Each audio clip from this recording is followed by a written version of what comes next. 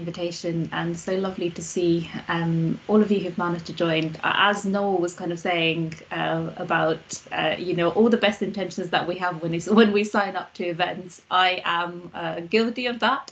But it's really lovely to see so many faces here, some familiar, some less familiar, and yeah, looking forward to this conversation.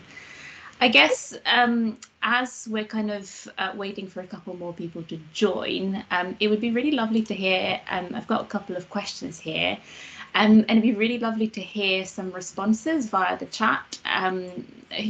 Just a simple introduction. Who are you? How are you today? How are things going for you in this crazy moment in time? But also perhaps a bit about what you're hoping to get out of this session, so that we can make sure that the next hour and a half is as useful and reflective as it could be for you. So yeah, if you can take a moment and jot down a short reply, and then we're going to kick off in a moment while I try to share my screen.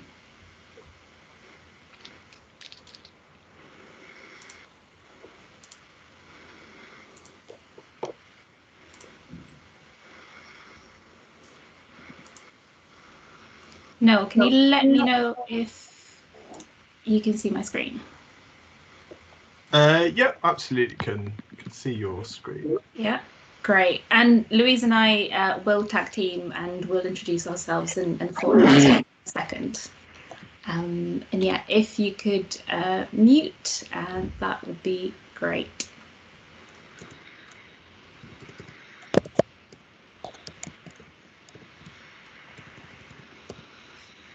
As I can't actually see the chat box, I don't know, Louise, whether you're picking up any responses or any sort of immediate themes that come up.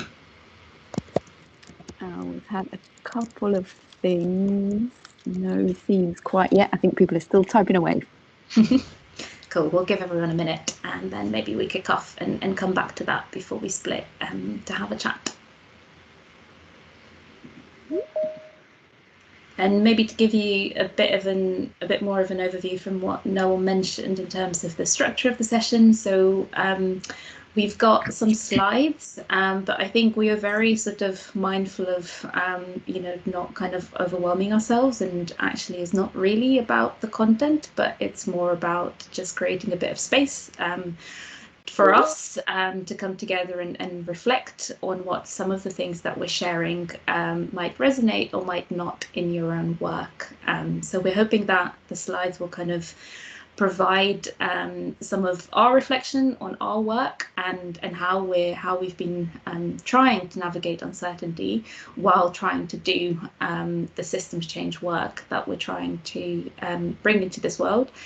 And then the conversation will really kind of focus and almost kind of like turn back onto you in terms of what is really alive for you in this moment, especially with everything going on.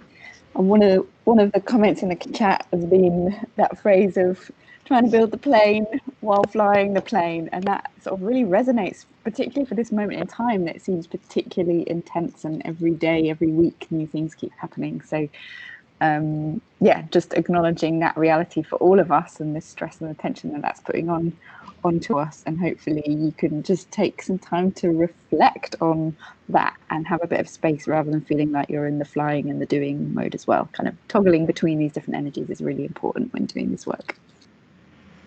Completely. Well, shall we kick off? And I guess just to kind of introduce ourselves to those of you who might not know about us or our work. So Louise and I are based at Forum for the Future.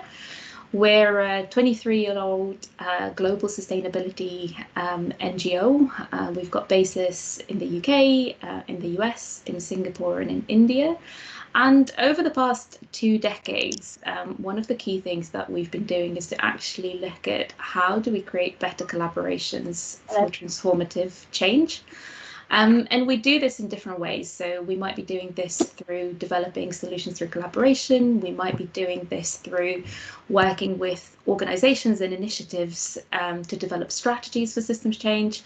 And actually, a lot of the work that Louise and I do sits more with equipping and cultivating systemic practices, whether that's through coaching or capacity building or facilitating collaborations.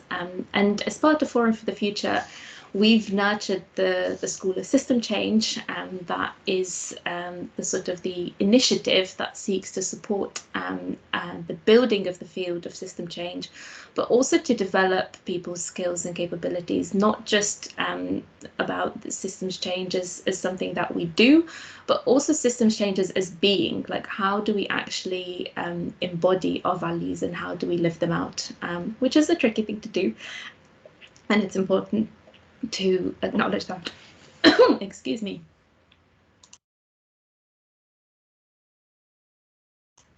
Right, sorry, I'll move on to the next one while I have a sip of water.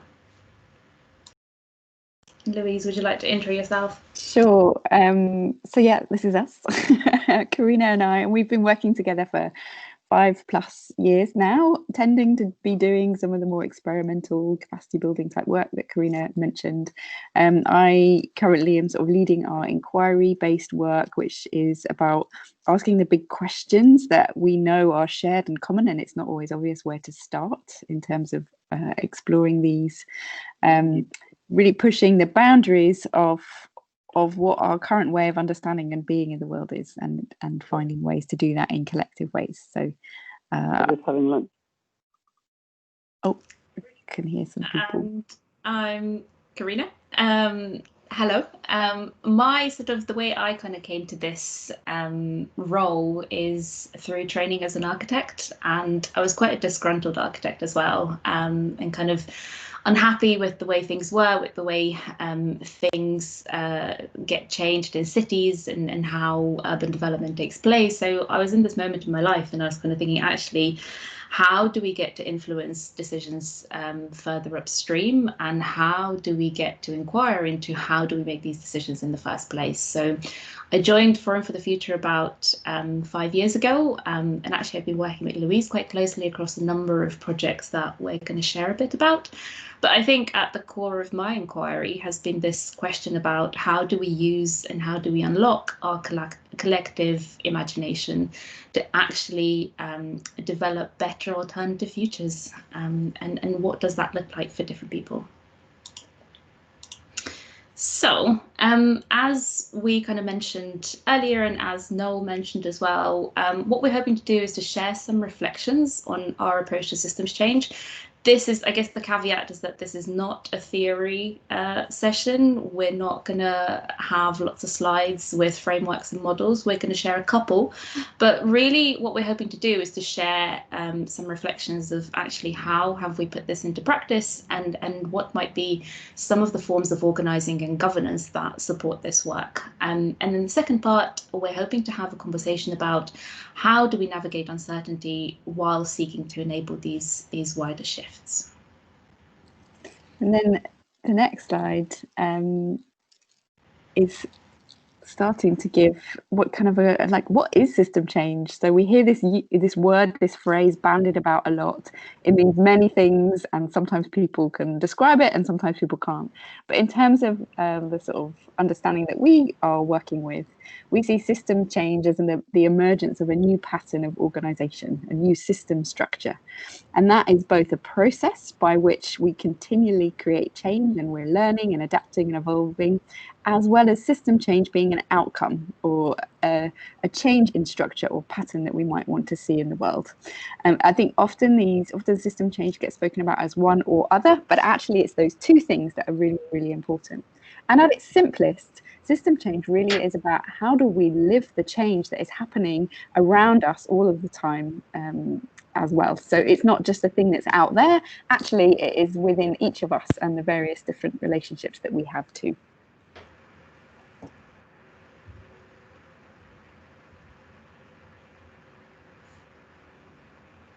And then if we look at where is the system changing, really everything is changing. And I think COVID and the pandemic has really shown that our systems are changing at all of the different levels, those that we can see above the surface, the different events, the different things that you hear on the news, as well as some of the things that lie beneath the surface, some of the intangibles that are material to our lives and yet quite difficult to hold on to. So the flows of things, you know, our supply chains, our energy production, how money flows, how our economies work, where education sits. But then at the deepest levels, actually, it's about our mindsets, the assumptions, the values that we're holding, and the feelings that really are present as well. And that's what makes the system change quite overwhelming sometimes, is because actually you're working across all of these different levels, and how they interplay as well, because inherently the world is connected. But yeah, hopefully that gives you a sense of the spectrum, not feeling that you have to think about all of those at any one point in time, but recognizing that they are all inherently interconnected. And I think some of my reflections here, I was thinking back to the year that's been, and kind of thinking back to this metaphor of the iceberg. And a lot of the work that we do is almost trying to lower that waterline to actually make the invisible visible. And the funny thing for me is that once you start thinking in that way, it's impossible to not think in that way. And like actually thinking about the pandemic and thinking about how much our mindsets have been around these notions of control, of seeking to almost kind of like quite militaristic metaphors as well. And, you know, posing the question of how does the world look like, and how do our interventions look like, depending on the types of metaphors that we use. And we'll talk about a bit more about that in a second as well. So I guess you might be wondering, and you might be scratching your head and thinking, well, why a systems approach? Like, how can this actually help us in our day-to-day roles, in our day-to-day jobs? Like, how can it make the work that we do better? And in our experience, what we've kind of seen is that a systems approach can help people develop a better analysis of the challenges they're facing. So actually trying to understand through different processes and methodologies to actually develop a systems diagnosis. And a lot of the times people kind of say, well, how is systems diagnosis different to research? Isn't it just the same thing? But actually the key thing about diagnosis is the fact that it has a bias towards action. So it's very much kind of understanding not just the system as an abstract concept out there, but actually understanding your own position and your own role and power in the system. So in that sense, you know, you might deploy research as part of a system diagnosis, but in that sense, a diagnosis is very much about trying to understand, well, from your position, what can you do about the state of how things are? It can also support strategic decision making. So this is where we're kind of seeing that it can help us better understand where the leverage might be, and also where we might intervene in terms of informing decisions. And again, this is where that bias towards action really comes clear, because it's very much about what are the resources, what are the assets that you have in terms of intervention. Like actually, there's many things that we want to change out there. But what are the things that we can actually control? Like what are the things that are within the sphere of what we can influence in terms of interventions? Or where do other people, other stakeholders need to intervene as well? And finally, it can support the design and the approach towards the intervention in terms of the delivery, but also in terms of the learning. And a lot of the times what we see is that systems approaches are very much used in the first sort of in the understand phase, but then a lot of the times there's this missing link between then actually starting to implement, actually starting to deliver, and creating the spaces for learning and reflection to then feed back into your diagnosis and into your initial assumptions. So it's really about seeing all of this as a cyclical process and kind of understanding that it is a bit of a spiral actually, rather than going round and round in circles. But how do we kind of move? And, you know, this is here as a linear diagram, but obviously this is also not linear in reality. Like a lot of the times you might actually start from delivery. You might be saying, I've got these interventions, I've got these programs. What might it mean to take a systemic approach to understanding how these programs are performing? and how do you then put in learning and adapting as part of that process as well. So in a way, this is a bit of a make your own adventure, but we've kind of found this type of diagram to kind of help us understand where in the process are we, what are we doing, and also what might be the purpose behind each phase of the process. I don't know, Louise, if there's anything that you want to add. No, not on this one. And then I'll move on. And I guess this is this diagram kind of brings together the different types of practices that are cultivated through the School of System Change, but also through our programmatic work as Forum for the Future. And you might recognize some of these. And in many ways, again, something that we've seen is that many people have a systemic sensibility, so they do this even though they might not have the words to call themselves as systems practitioners or systems changers. But it really is about bringing that intentionality to things and bringing the sort of the awareness that moves you from a systemic sensibility of innately understanding, you know, that we need to question assumptions, or that we need to understand patterns, or that we need to think about different timescales and consequences over time. But it's really about how do we bring an awareness to this? How do we really cultivate that that learning approach as well to how things are changing, rather than just doing them as a almost kind of as a gut feeling, or as an innate skill that we have. And then when we think about where does this process, where does system change need to play out? If we go to the next visual, we've been doing some work about what does the coming decade have in store. We know it's going to be full of uncertainty. COVID was the first kind of shock of a decade that's really set to bring all sorts of different challenges across the world. And we've identified 5 areas that are particularly dynamic, where system change is most needed, where some of these practices and approaches are really, really needed. And I'm sure, kind of seeing your intros, many of you are working in some of these spaces already, and we will need to continue to do that over the coming years. So there's something about economic crisis and reform, you know, that's very much front of mind. You can see it all of the time in the news at the moment. What are the new economic models? How do resources flow amongst us and around us? And how do we ensure that there is equitable transitions that enable these new models and approaches to really come to the fore? How do you put justice, equity, how do you really design out racism through these different systems as well, to really enable these equitable transitions? We know that climate change is a massive challenge. Biosphere breakdown is gonna continue to happen, and this is the decade where actually we can prevent some of the later deforestation. Again, how financing of this comes to play, we know is a big leverage point here.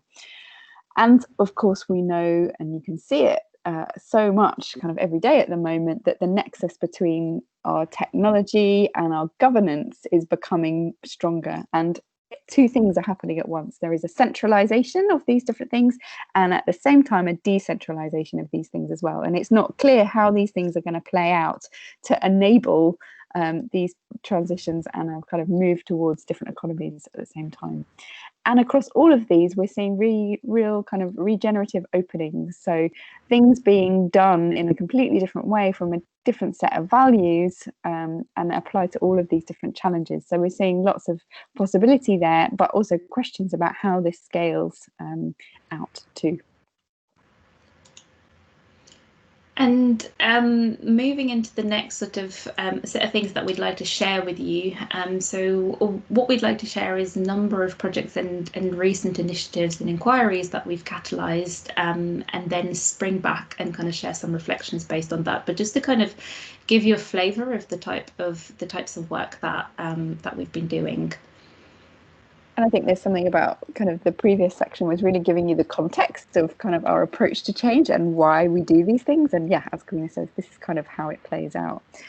So Civil Society Futures was a 2-year inquiry process that we hosted in collaboration with a series of other organisations. So in itself, this wasn't a forum-led thing. We were doing this with 4 other organisations. Of course, many of you will have collaborated, and you know the challenges that come with collaborating across your kind of other organisational boundaries. So we really had to shift our identity from a team made up of 4 organisations to actually a network of individuals that were bringing to life the Civil Society Futures Inquiry.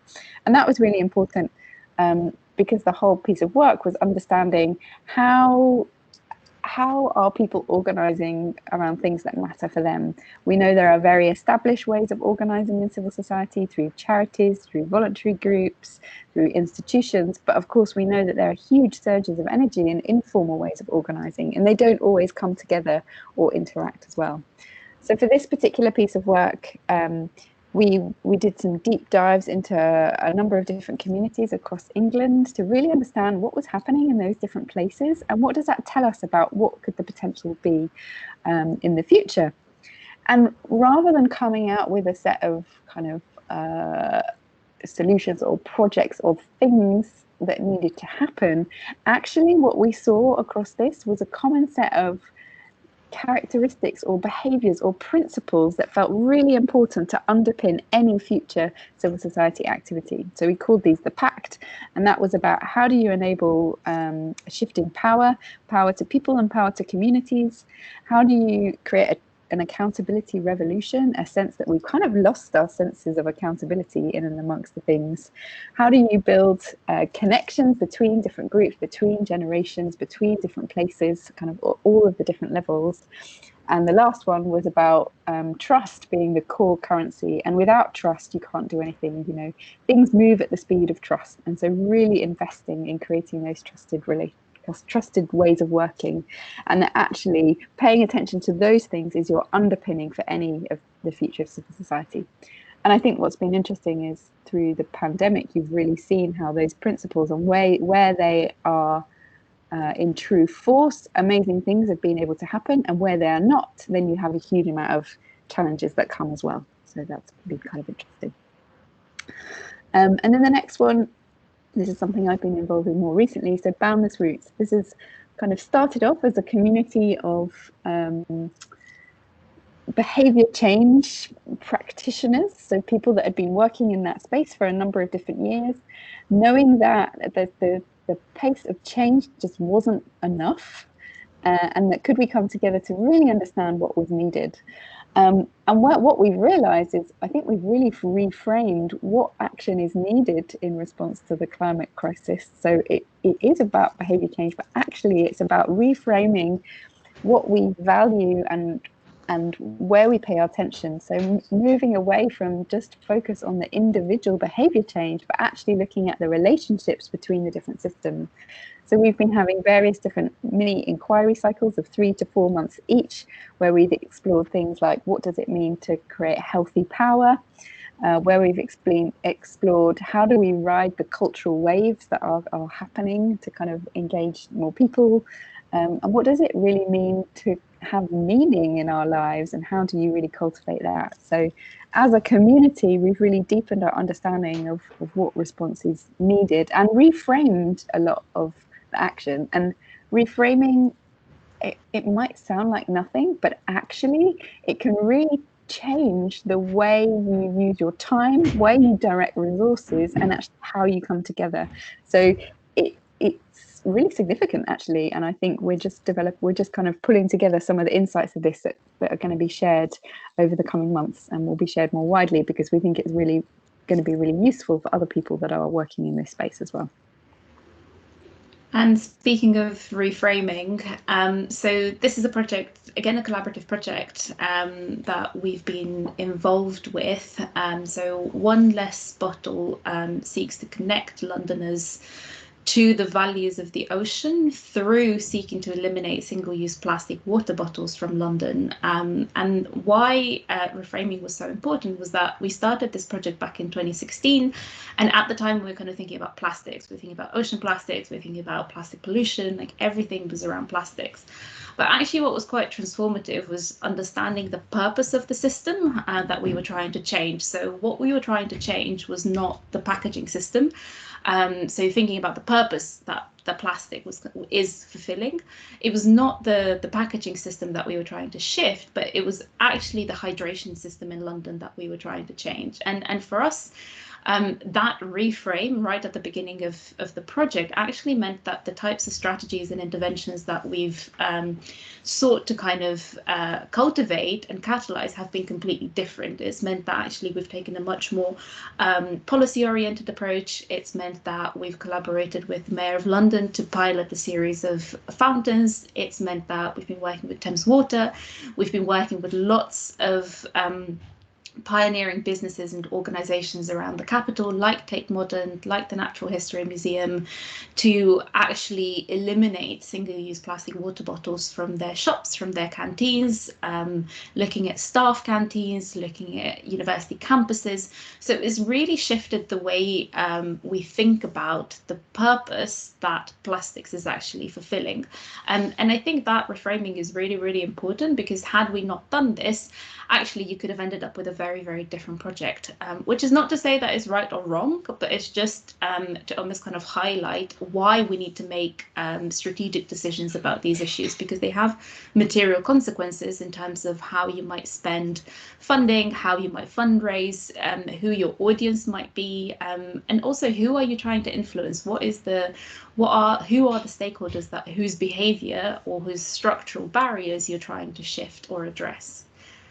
And more recently, so this is actually a bit different to what you've seen before, but more recently we've been collaborating with Scotland's Climate Assembly to actually bring some of our futures work and really kind of start seeing, like, how do we imagine alternative narratives, alternative futures. So this was part of the Citizen Assembly. This was part of weekend 3, which actually took place last weekend, but it was really trying to look at what do we mean by effective change, but also what do we mean by justice across these scenarios. So we developed 4 scenarios, quite loosely introduced them as scenarios, because we really wanted to take a narrative approach, in the idea that a lot of what we've seen in Assembly so far has been really much kind of focusing on sharing information, but in quite a almost kind of like a collective we need to change this, we need to do this. And actually what we kind of said, why don't we, for the purpose of this exercise, why don't we actually bring it closer to home and actually creating these narratives from a first person and speaking from the I, completely shifted the types of conversations that happened during that weekend, because for the first time actually in this assembly, the members, the assembly members, got to think, gosh, not just the abstract we need to do this, but actually I can see myself in this future, I can see myself having a role in this, and actually this is personal.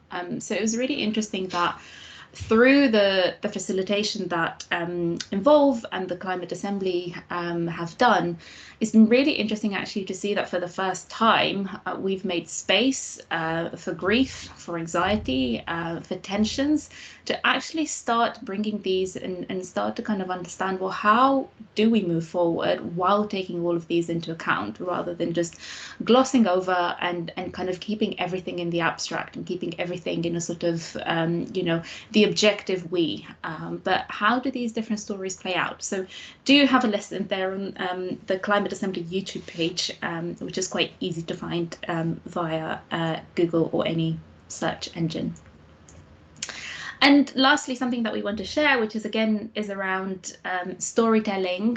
So this is an initiative that started actually quite a few years back. where we started looking at a framework for systems change called the multi-level perspective, but through the story of rock and roll. And this was based on an academic study that looked at the role of innovation in rock and roll and how change happens. And over the years, we've kind of started adding more and more stories, because I think this has been a key inquiry for us. Like, how do we kind of what do we actually mean when we say reframing? What do we actually mean when we say storytelling for change?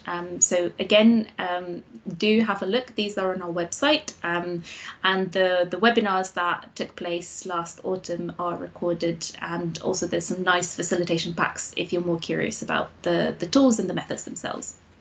I think there's something with the stories of change that sometimes the system change gets spoken about like it's a new thing, but actually it's happened many times before. And I think these stories really bring them to life through some historical examples and present day examples to actually show it's not a new thing. This is kind of the way things happen.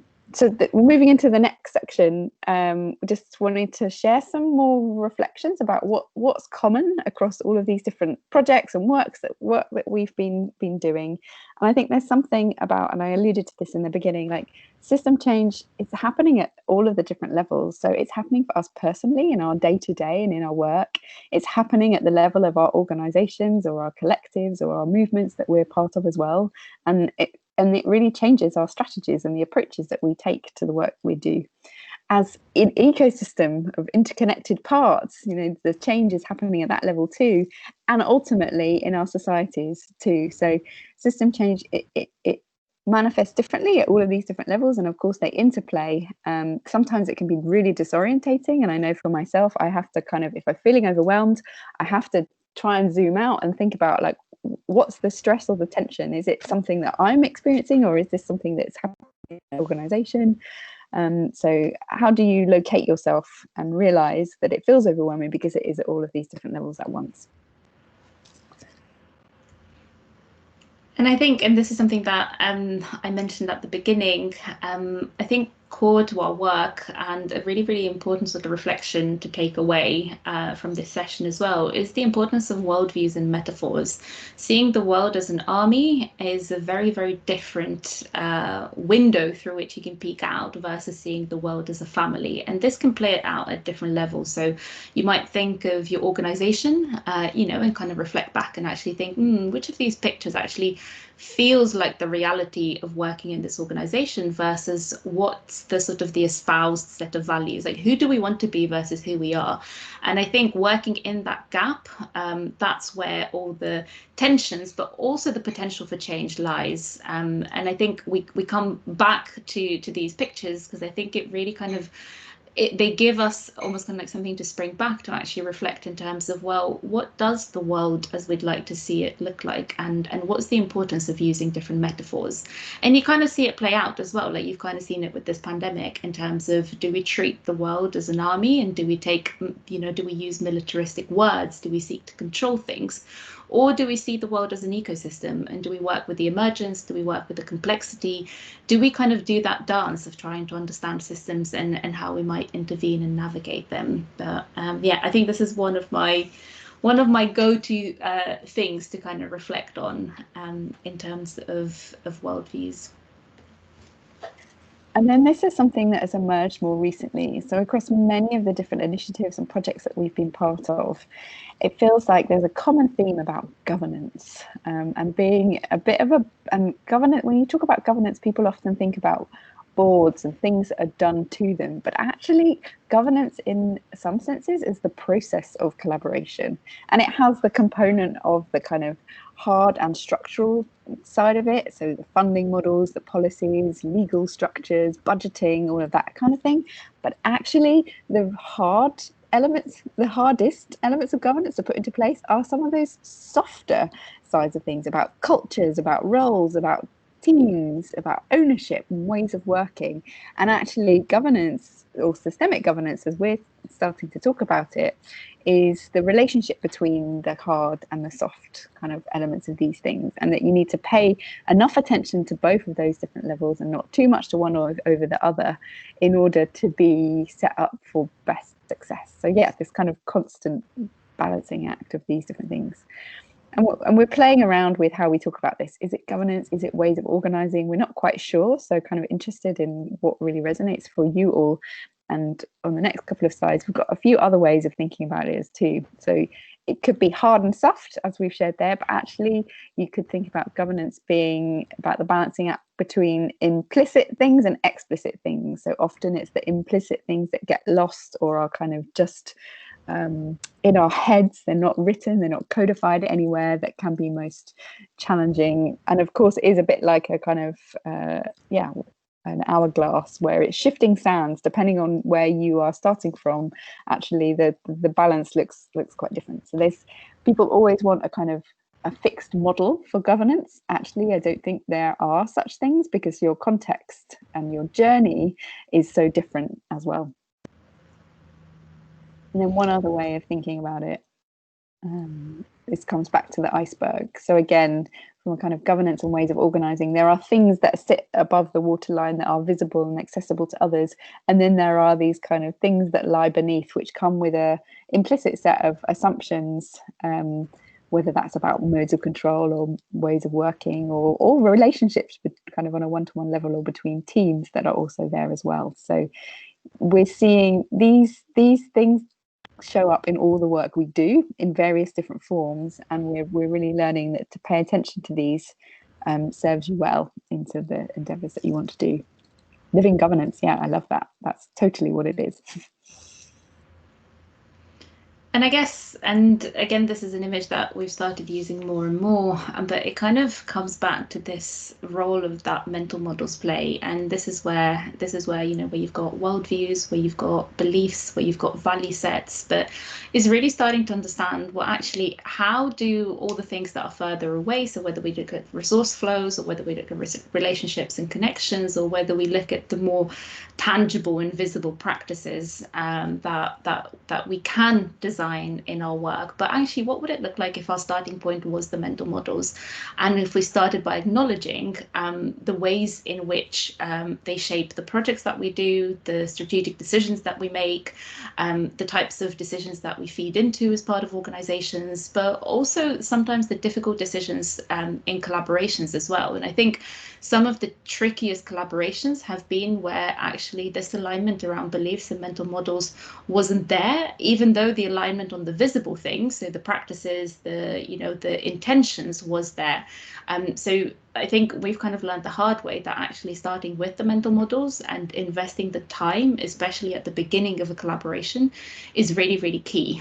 Because in a way, you don't just become, from however many logos you put together, creating a team doesn't just happen overnight, and actually creating that shared sense of endeavor and that shared sense of purpose takes time. And I think collaboration is something that's bounded about so much, but actually it's quite tricky to design, and it's quite tricky to cultivate so that it feels truly transformative. So yeah, these are some reflections. And this kind of brings us to the end of our reflections and to the end of what we were going to share in terms of slides and PowerPoints and talking at you. So now it's time to open up the conversation. I will stop sharing for a second, but we've got a bit of time for any questions or immediate reflections before we kind of split into smaller groups and have a chat.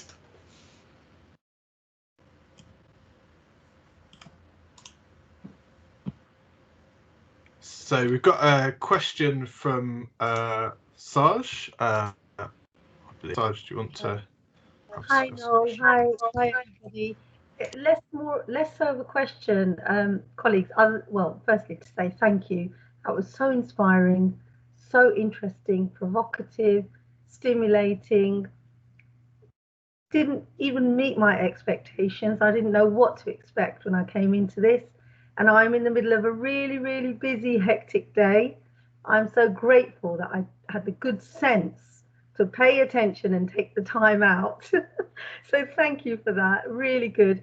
But what I wanted to say, colleagues, was I don't think you've enabled the chat, or perhaps I've got a problem, because I can't do anything with the chat.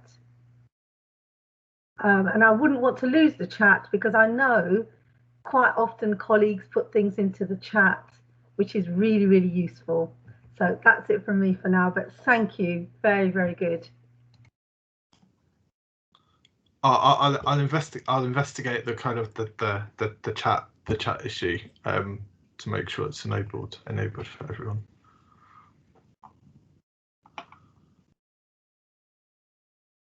So I was going to say a quick question. It's not really a quick question, but in these times of urgency, like we're all responding to systems change, you know, kind of whether we like it or not. But kind of the urgency that we need to respond to means that there's a tsunami of things thrown at us and things that we probably throw at other people in terms of demands. Like how do you create the rhythms to work in in a meaningful way amongst all of this? Yeah, that's a really interesting one, isn't it? And I think as a team, we've experimented with various different things at different points in time. I remember, and this isn't from the last year, but it feels relevant from what you've just shared, Noel. I remember, you know, I'm sure we all have regular team meetings. We got to a point where we just found they weren't useful, and we felt that we were doing a splurge of like super operational, super long term, something in between, and it just wasn't working. And what we decided was, actually, let's make some dedicated time where we're going to talk about kind of short-term resourcing needs or immediate next steps, and let's make some really good time to have those longer-term conversations as well, not feeling like we had to do it all at once, but really being intentional about how you're going to use your time and when, so you don't feel like you have to bring everything all at once. And I think yeah, so you know, we as a team every 6 weeks we spend 2 hours and we just check in and see how we're doing, and it has a bit of a reflective space, so we know that we've got it. And that's been a real kind of tonic and balance very personally for us, to give us the space to just share really honestly, and then you can go into responding to some of those more day-to-day things at different points in time. So yeah, being intentional about what's the purpose of the spaces that you're creating, and how do you make sure you're having the short-term ones as well as the long-term ones too. And I guess what I would add to that, it kind of feels, I mean, it's a huge question, right? But I think on my better days, what I also try to do is something that Louise mentioned earlier, which is actually trying to just zoom out, even if it is for just 5 minutes, to really kind of remind myself that the pace that I see in terms of the headlines, in terms of the urgency, in terms of all the emails that are flagged as important, is not necessarily the pace of change, which is actually a lot slower, and it happens over decades, and this is a life's work. So actually, in many ways, kind of just reminding ourselves of that, you know, like the things that we're trying to bring into this world might take longer than a lifetime. So then how do we kind of work with different time horizons and not just kind of be consumed by the headline sort of pace? Cool. And maybe let's take questions from Tom and Naomi, and then let's do the zooming out, and then get into kind of breakout routes, and then when we come into the plenary, I'm sure there'll be other questions for Karina and Louise. Tom, do you want to go first, and then Naomi? Thanks, Noel, and thanks for organising. Thank you so much for that input. It's provoking for sure. I guess one of my questions whenever we kind of get into the space of complexity and urgency in combination is the worry that we perhaps maybe don't take into account enough the power dynamics and those who maybe accidentally monopolize systems change as a thing. And it kind of has increasingly been on my mind, given some of the responses to COVID and various other crises, is that there is a need to design for those power dynamics. And I'm just curious as to what extent that has led you into more political spaces and how you've been able to kind of navigate those. I see Neil on the line from Compass, and I'm curious about how systems change work starts to combine with some of the more kind of political coalition building work. And sometimes I worry that systems change becomes a technical practice rather than a kind of recognizing that it's technical and political. So I'm just curious about any reflections around that.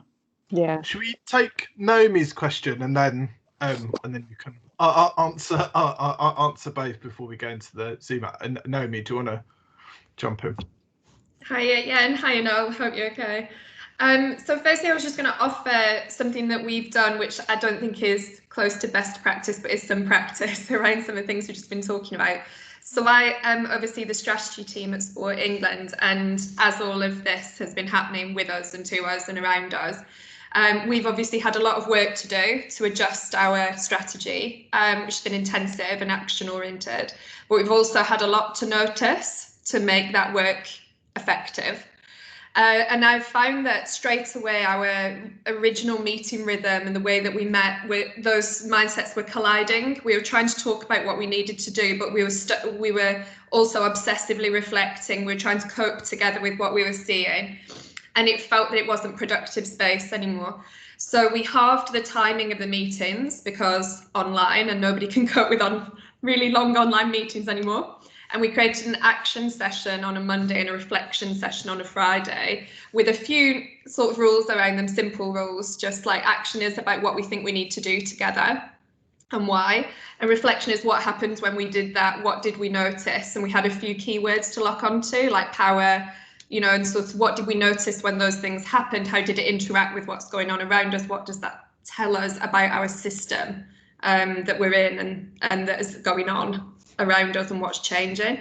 That's felt really useful, just that very simple split. The action session has quite traditional outputs. You can imagine actions and tasks. The reflection session doesn't, we take turns to just capture some of the main points. But what I've found is it feeds through. So when we come around to the next action session, we've all just absorbed a bit more how things are changing, and our actions are more effective as a result. So that's just a really super simple bit of practice. To your point about power, Tom, even in our team sessions, noticed that as a big issue. And with being almost this flat online way of communicating, somebody recommended Liberating Structures to me, which is a free online resource. And probably lots of people know it, but that's really simple techniques to sort of flatten the power or play with power in an interesting way in meetings. So I started to try and use some of those techniques in those action and reflection sessions, and also in talking to other colleagues and stakeholders. So that was a bit of a ramble, but I just thought in the name of practical learning, that's something I could share. My question was, is anybody else having this experience of the uncertainty? I loved that diagram you showed about where all this change is happening and this multi-layered change. Leading to a grasp at processes and familiar forms of process that help people feel safe. And I'm finding that there's this strange thing where, you know, we are acknowledging everything's changing, but to feel safe, we're grasping at familiar processes that inhibit change. And I just wondered how people are just navigating that.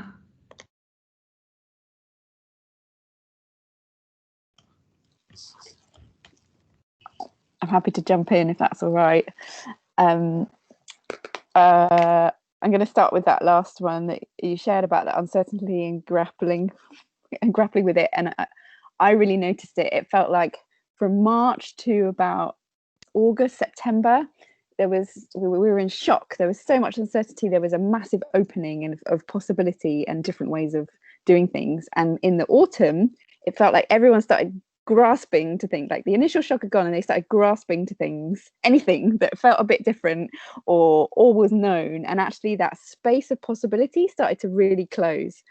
What we've been talking about now is we're in the space between worlds. We're in the liminal space. The old worlds are dying, the new things are kind of being born, but not yet. We're in winter. It's about stillness. We're in the liminal space. We're in the bardo between worlds. And so we're really unsure. And I have it in my day to day. I'm kind of going back to what I know, but I'm striving for something else. And there's a real tension that I think we're all experiencing right now. And that's because we're in the liminal space, and that's okay. You need the liminal space while you're in these transitions. So yeah, I kind of really hear that grasping for certainty, but how do you kind of give enough certainty that it helps you moving, but not too much that it holds you or roots you into kind of where you are, is kind of my thought on that one. And then if I kind of, and this actually speaks to the power point as well. And yeah, I mean, power is massive. It's become a bigger and bigger thing for us over the last couple of years. It's unavoidable. If you pretend that power dynamics don't exist, that's just bullshit, frankly, excuse my language. And it plays out at lots of different levels. So I think as an individual, or where it starts, like power is also so big, it's overwhelming and can mean you can't do anything. But as an organization, or as an individual, sorry, the first thing to do is about really understanding your position. And like, so what is your positionality? What power do you have and what power do you not have? Where is it actual and where is it perceived? And then how do you in your teams, as leaders in teams, know when to step in, know when to lean in and use your power to enable the wider group, and know when to step out and lean out and create the space for other people, or enable other people to take that different space. So I think understand your position and then know how to use it is really, really important. And then what that's led to for us as an organization is we are asking ourselves about who do we need to be and where do we need to position. So we at Forum, we kind of straddle between conventionally powerful players, businesses and governments and the like, as well as people who are have new ideas, kind of grassroots groups, civil society groups who might have less conventional power. We kind of sit in the spectrum of that.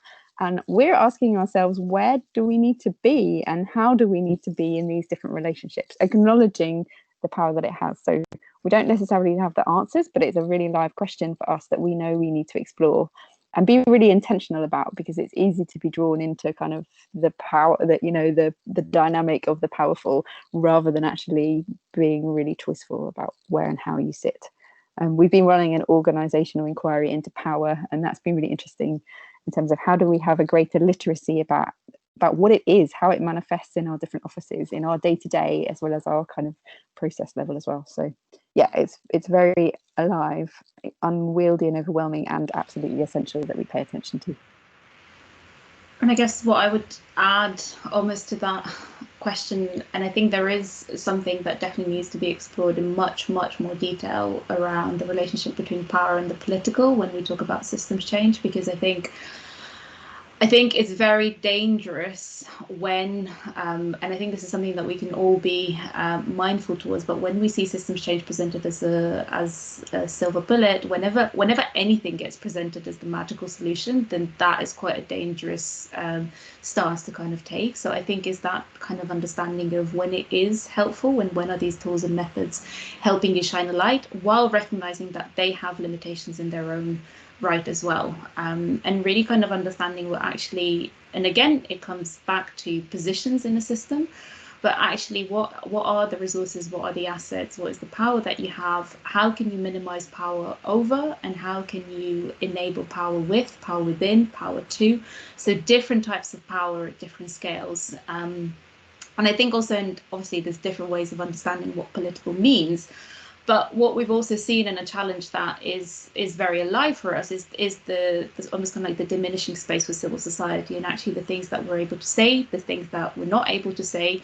And I think even just bringing awareness to that, and knowing when to kind of use our voices as individuals and to kind of put disclaimers and everything, and when can we say things as an organization, has become a really challenging ballet, especially in these times where actually, you know, it's not about taking a stance, it's just the reality. Like if we're serious about systems change, well, actually we do need to talk about justice, we need to talk about so many different things that actually we don't have the tools for, and we don't have, we lack also some of the, you know, some of the things that might be invisible, like the structures and the legal support in terms of being able to be brave about that and to step into that language and really kind of put the words on it. So it is a struggle, but I think it's important to kind of live it out. And I think that's also where it comes to, how do we also live these values out, while kind of working within, I was like pushing the boundaries and knowing when to break them, but also knowing when and how to poke them.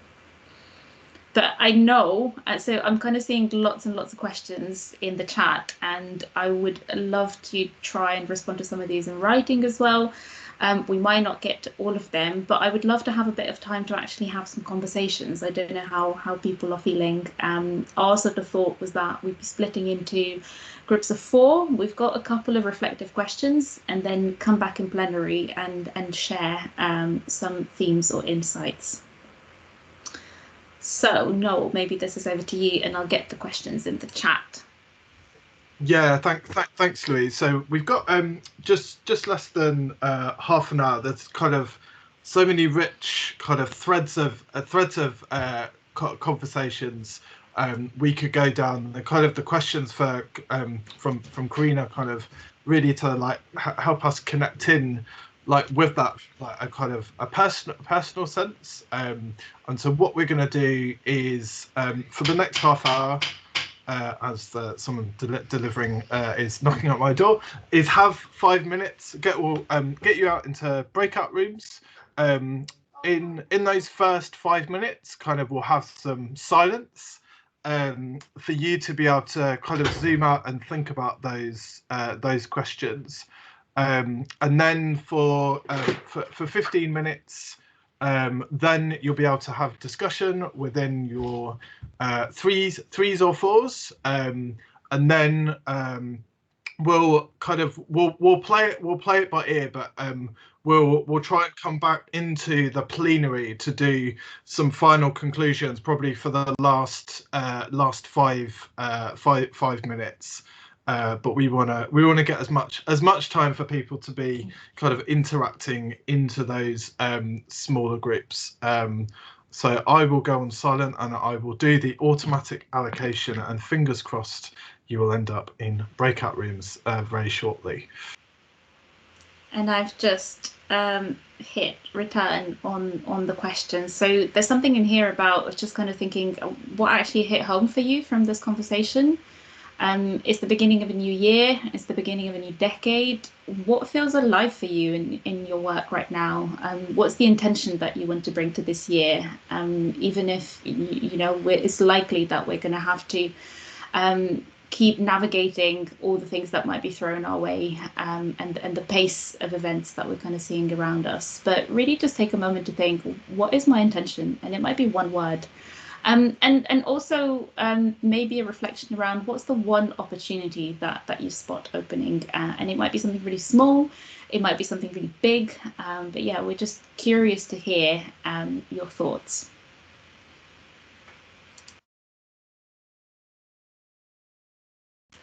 And I appreciate people might need to jump off to other meetings, so for those of you who are jumping off, thank you so much for joining so far.